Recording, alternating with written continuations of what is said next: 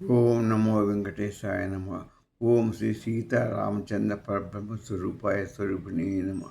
దక్షిణామూర్తి నమ. ఆచార్య శంకరాచార్య గురుభ్యో నమ. ఓం శ్రీమాత్రే నమ. మనం ఇవాళ 13వ ఎపిసోడ్ గురించి మనం చెప్పుకుందాం. ఇవాళ ఏంటంటే శివ శక్తుల జీవతత్వం గురించి నేర్చుకున్నాం. శివుడు, శక్తి, జీవుడు, ఈ ముగ్గురు యొక్క తత్వం గురించి మనం తెలుసుకుందాం.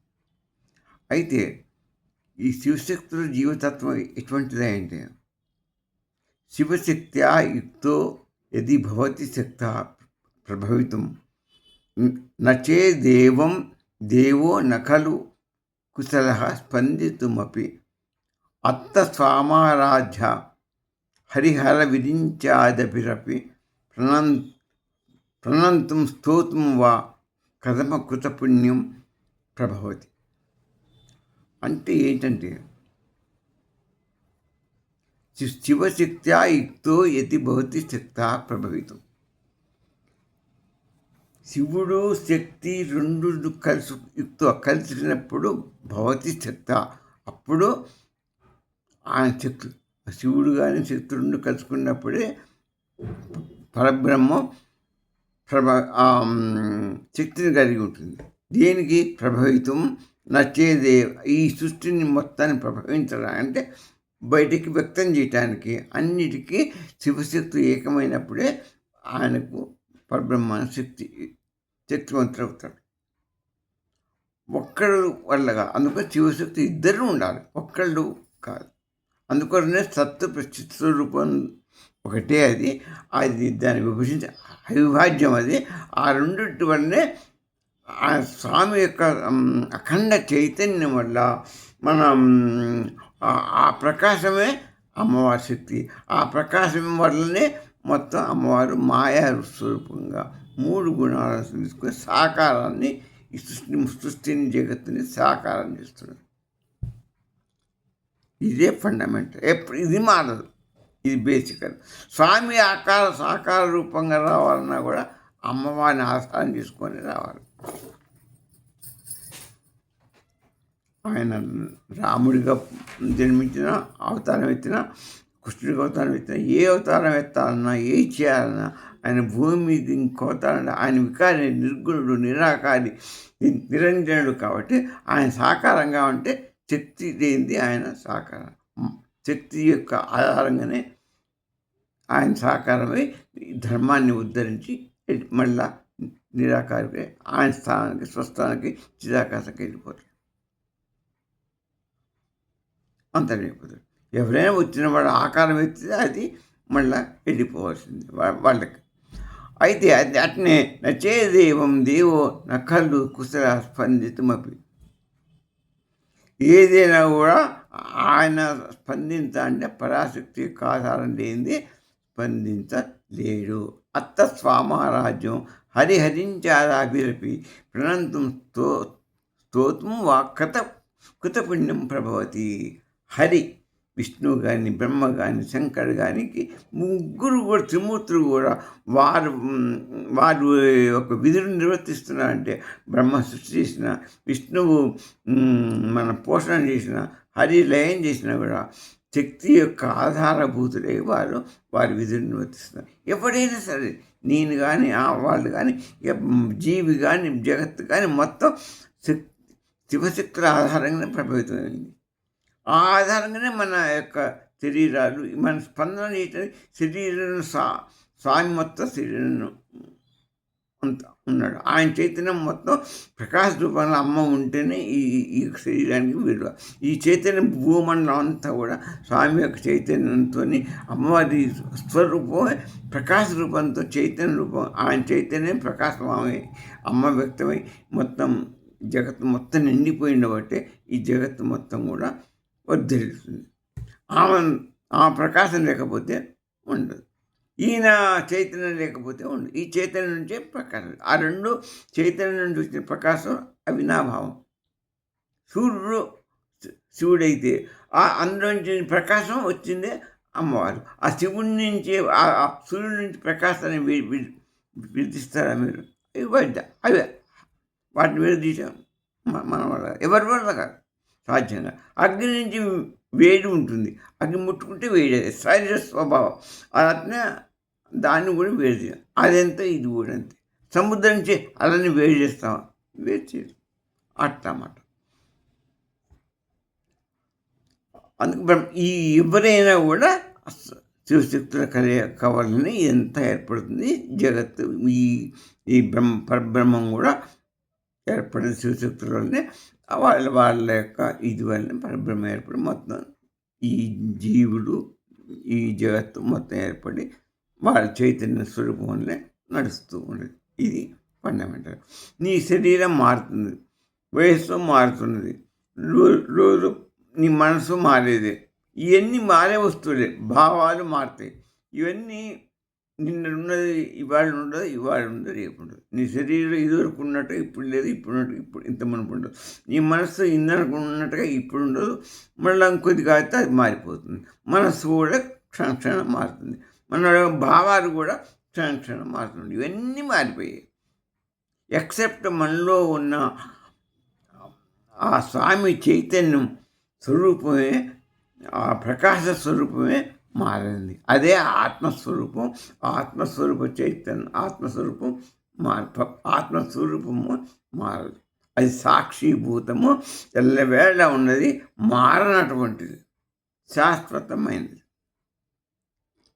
చైతన్యవంతమైంది, ప్రకాశవంతమైంది. ఆ చైతన్యం స్వామి, ప్రకాశమే అమ్మవారు. స్వామి కరెంట్ అయితే అమ్మవారి బల్బులాగా పెరిగి మనకు ఇచ్చేస్తుంది. కరెంట్ లేకపోతే బల్బు లేకపోతే ప్రకాశం లేదు, మనకి ఇది లేదు. అట్లనే ఇది మన శరీరంలో శివుడు ఉన్నాడు, శక్తి ఉంది, అంటే కరెంటు ఉంది, చైతన్యం అది, ఈ బల్బు ఏమో ప్రకాశం. ఈ రెండు వల్లనే మన యొక్క శరీరం అన్ని చేతులు కళ్ళు నువ్వు చూస్తున్నావంటే అదే, చేస్తున్నావంటే అదే, నువ్వు పలుకుతున్నావంటే వాటి యొక్క శక్తి. ఇక చాందోగ్యోపనిషత్తు ఏం చెప్పిందంటే తత్వమసి అని చెప్పింది. మన ఫస్ట్ ఉంటే అది మొత్తం మొదలు చాందోగ్యోపనిషత్తు మనకి ఇది ఆధారం. ఏమని? తత్వమసి. నీ తత్వ అంటే ఆ పరబ్రహ్మ స్వరూపాన్ని తమ్మసి ఏమన్నావు. ఎట్లా నీలో ఉన్న ఆత్మస్వరూపంగా శివశక్తులు ఉన్నారు, అక్కడ ఉన్న పరబ్రహ్మంలో ఉన్న కూడా శివశక్తులే. కాబట్టి నువ్వు పరబ్రహ్మ స్వరూపం ఒకటి, నీలో ఆత్మస్వరూపంగా ఉన్నాడు. కాబట్టి అయితే అది నువ్వు గ్రహించుకోక నేను మానవుడిని నేను కుంచుకోబోతున్నావు. నీకు అది ఈ శరీరాన్ని చూసే, నీ ఎదవ శరీరం, దీన్ని చూసే నువ్వు ఈ మనస్సు, శరీరం, కళ్ళు, వీటిని చూసే ఈ మనం అద్దంలో చూసుకొని నేను అందంగా ఉన్నాను, నా కళ్ళు బాగున్నాయి, నా శరీరం బాగుంది, నా ముక్కు బాగుంది, ఎంత బాహ్య సౌందర్యం, బాహ్య యొక్క దాన్ని చూసి నువ్వు ఇది అవుతున్నావు. ఇది శాస్త్రం కాదు, ఇది నశించిపోయేది. ఆ శాశ్వతమైన పదార్థం ఆత్మ. అది మారదు, చావదు, గిట్టదు, చేంజ్ కాదు. అదే శివశక్తుల స్వరూపం. నువ్వు వెతుకుతున్న స్వరూపం అదే పరబ్రహ్మ స్వరూపాన్ని వెతుకుతున్నా. ఆ పరబ్రహ్మ స్వరూపం నీలోనే ఉన్నది, దాగి ఉన్నది. అంత నీ ఉదయాంతరంలో, ఉదయాకాశంలో ఉన్నది. దాన్ని వెతుక్కోవడమే నీ యొక్క ఇది విధి. అయితే అది ఎట్లా జరుగుతుంది? జ్ఞానం వల్ల ప్రకాశం. జ్ఞానం అంటే ప్రకాశం, అంటే అమ్మవారి ప్రకాశం. స్వామి యొక్క చైతన్యమే అమ్మవారి ప్రకాశం వస్తుంది. చైతన్యం వల్ల ప్రకాశం వస్తుంది. ఆ ప్రకాశం వల్లనే ప్రకాశం రావటమే జ్ఞానం. ప్రకాశం వస్తే జ్ఞానం వచ్చినట్టు. జ్ఞానం అంటే వెలుగు. ఆ వెలుగు పెరిగిందంటే ప్రకాశం వస్తే ప్రకాశంతో మొత్తం వచ్చినట్టు. అప్పుడు నువ్వేమవుతావు? నీ జ్ఞానం వస్తుంది. నీ ఆత్మ ఆ పరమాత్మ ఒక్కడే నువ్వు తెలుసుకుంటావు. అదే అహం బ్రహ్మాత్మ నువ్వు తెలుసుకుంటావు. బుధారణికమ్మ చెప్పింది అది. అప్పుడు అహం బ్రహ్మాత్మ నువ్వు తెలుసుకుంటావు. ఇంకోటి తైత్రీయ ఉపనిషత్తు ఒక మంచి కొటేషన్ ఇచ్చింది. ఏంటంటే సత్యం జ్ఞానం అనంతం బ్రహ్మ. సత్యం జ్ఞానం అనంతం బ్రహ్మ. ఎంత మంచి కొటేషన్ చెప్పండి. సత్యం, పరబ్రహ్మంలో శివుడు సత్యవంతుడు. సత్యం అంటే ఎల్లవేళ ఉండేవాడు, నిత్యుడు, నిర్గుణుడు, ఆయన నిరాకారి. సర్వంతర్యామి, సర్వవ్యాపకుడు, ఎల్లవేళలా ఉండేవాడు, మార్పు చెందనివాడు. ఇది సత్యం, ఇది సత్యం, అదే సత్ పదార్థం. ఫస్ట్ ఉన్నది, సృష్టికి పూర్వం ఉన్నది సత్ పదార్థమే ముందు, అనాది మొట్టమొదట కనపడే సత్తే. ఆ సత్తులోంచి చైతన్యం వచ్చింది, అఖండ చైతన్యం. ఆ చైతన్యం రావడంతోనే ఆటోమేటిక్గా ప్రకాశం, దివ్య ప్రకాశం వచ్చింది, మహాప్రకాశం. ఆ ప్రకాశమే అమ్మవారి శక్తి. ఇన్ని ఆటోమేటిక్గా వచ్చింది. స్వామి చైతన్యం రావడంగానే సత్తులోంచి చైతన్యం రాగానే చైతన్యం నుంచి ప్రకాశం వచ్చింది, చైతన్యం నుంచి ప్రకాశం వచ్చింది. ఆ ప్రకాశ స్వరూపమే అమ్మవారు. అదే ఆ చైతన్యం ప్రకాశమే మన జీవుల్లో, సృష్టిలో ఉండి మొత్తం తయారైంది. సృష్టి ఈ మొత్తం జరిగింది, ఆవిర్భూతమైంది. అదే మనం ఇందాక చెప్పుకున్న శ్లోకంలో. ఆ చైతన్యం ప్రకాశం లేకపోతే బ్రహ్మకు కానీ, విష్ణువు కానీ, శంకరుడు కానీ, శివుడు కానీ ఏమి చేయలేరు. వాళ్ళ కార్యక్రమాలు, వాళ్ళ విధులు ఏమి చేయలేరు. అంటే సృష్టి లయం చేయలేరు. అదే మూలమైంది. ఆ చైతన్య ప్రకాశమే ఇది. ఆ శివుని వచ్చిన చైతన్య స్వరూపంలో, చైతన్య స్వరూపం వచ్చిన ప్రకాశమే మొత్తం జగత్తు, జీవుడు మొత్తం ఆవిర్భించింది. ఇవి రెండు అనంత బ్రహ్మస్వరూపాలు. ఇది ఈ సృష్టి, జగత్తు మొత్తం కూడా జీవుడు జగత్తు మొత్తం అనంత అయినటువంటి ఆ బ్రహ్మ స్వరూపం. అందుకనే సత్యం ఆయన. జ్ఞానం అంటే జ్ఞానం అంటే చైతన్య స్వరూపం. ఆ స్వరూపమే జ్ఞానం. జ్ఞానం అంటే వెలుగేగా. ఆ చైతన్యం వచ్చినటువంటి వెలుగు, అఖండమైన వెలుగు, అదే జ్ఞానం. ఆ వెలుగే మనకి ఎంత వేదాలు వచ్చినాయి. ఆ వేదాలు అన్నీ జ్ఞానమేగా. జ్ఞానం లేకపోతే నువ్వు మూర్ఖుడు. నీ మైండ్ పని చేయకపోతే నీ శరీరానికి దేనికి ఏ దానికి విలువ లేదు. నీ మైండ్ పని చేయాలంటే జ్ఞానం, నీ మైండ్ మెదడు పని చేయాలంటే జ్ఞానం ఉండాలి మనిషికి. మనిషికి జ్ఞానం లేకపోతే ఏది చేయలేడు. అందుకోకంటారు మైండ్ డెడ్ అంటారు. మైండ్ డెడ్ అయిపోతే ఏం చేయలేదు. నీ శరీరం ఏ భాగం ఏది చేయలేదు. అందుకనే అనంత స్వరూపం, ఆ అమ్మవారి స్వరూపం, ఆ చైతన్య స్వరూపం ఉన్నంతవరకే ఏదైనా మనం చేయగలం. ఆ రెండే శక్తి, జ్ఞాన ప్రకాశం. ఈ రెండు అనంతమైనటువంటి జ్ఞాన బ్రహ్మ స్వరూపం, చైతన్య బ్రహ్మస్వరూపం. ఇక శ్రీచక్రంలో మనం కేంద్ర బిందువు పరబ్రహ్మస్వరూపం. మన శ్రీచక్రం మర్చిపోకూడదు. సౌందర్యంలో శ్రీచక్రం ఎప్పటికీ మనం గుర్తుపెట్టుకుంటున్నాం.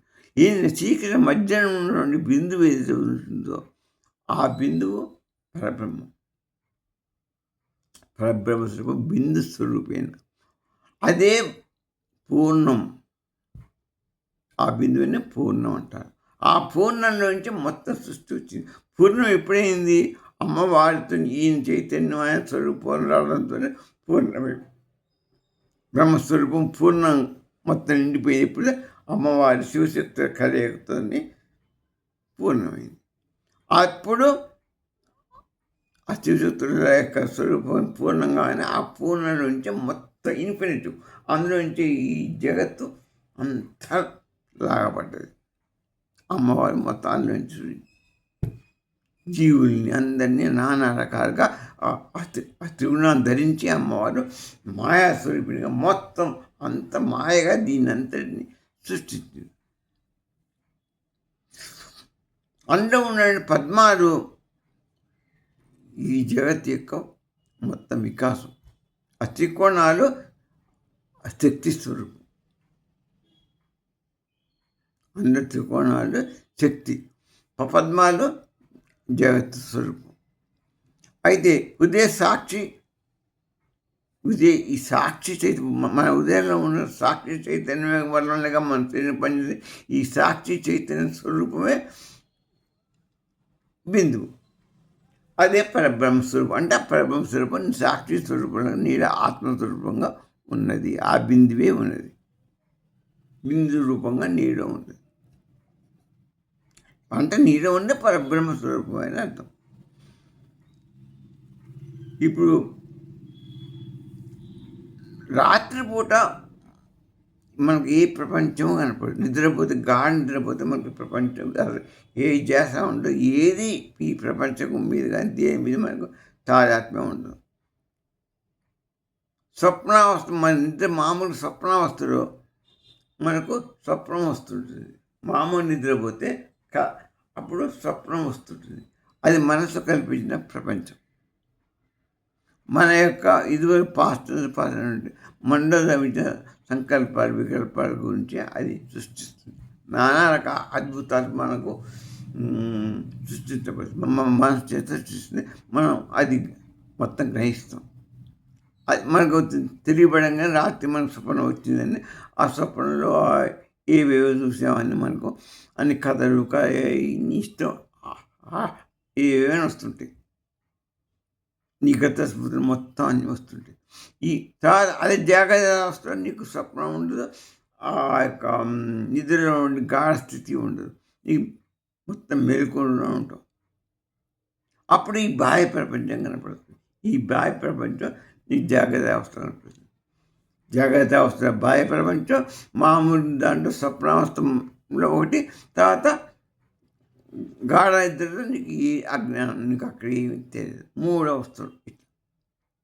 ఈ 3 అవస్థల్లోనూ కూడా సాక్షి అనేవాడు ఆత్మసాక్షిభూతంగా ఉంటుంది.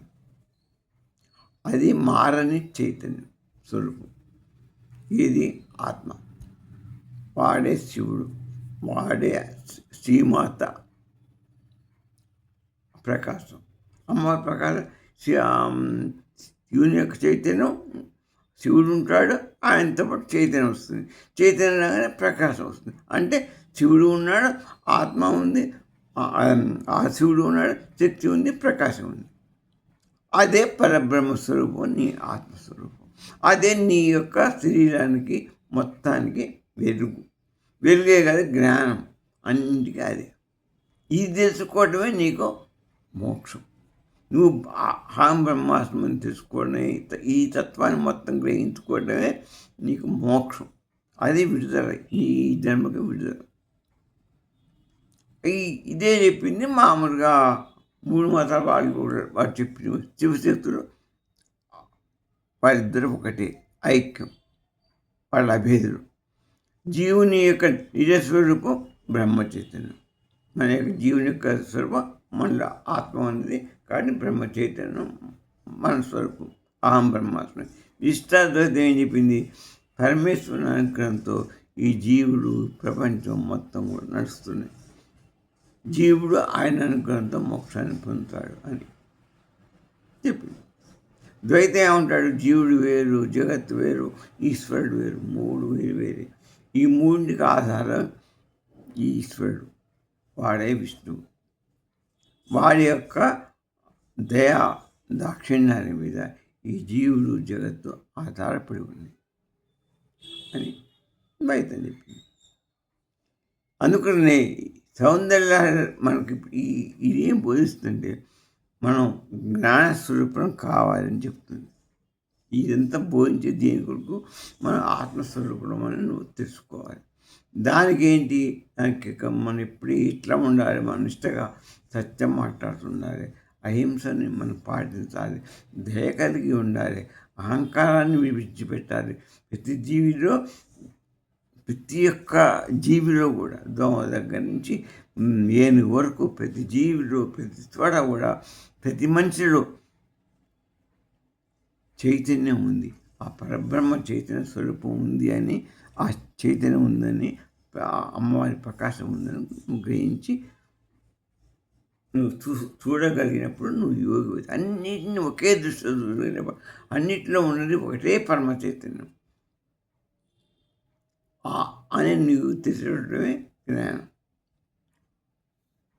ఇదే మన యొక్క ఇదే అన్నమాట. నేను శరీరం కాదు, నేను మనసును కాదు, నేను ఈ యొక్క మనసు బుద్ధి ఇవన్నీ మారిపోయేవి.